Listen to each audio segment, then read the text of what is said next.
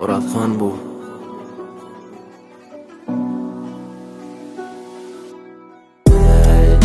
İşte bunu bileceğim. Şimdi seni nereden gönderdim? Seni saklabım bilmedim. Beni kim beni ardolar dillerken. Seni idrak edip verseler, benim bağrıma bereyen gelsen sen. Durutun sırada gözüm yaşı yanıp durun içimi sen bilsen. Bir bilsen.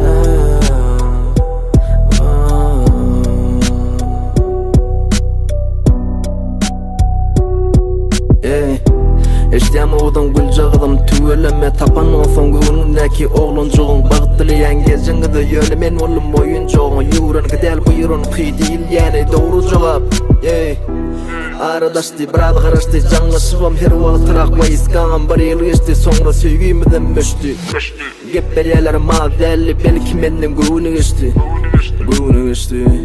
Suratlarımı telefonumla gizledim Ayırmanı yere gitmedi Entegim sen diğer yüreğim Yine bardan da geç olaydı İşte bu konu geleceğim Şimdi seni nereden gönderdim Seni saklabım bilmedim Beni kim beni ardolar dillerken Seni idrak edip verseler benim bağrıma bereyen gelsen sen Durutun sırada gözüm yaşı yanıp durun içimi sen bilsen Bir bilsen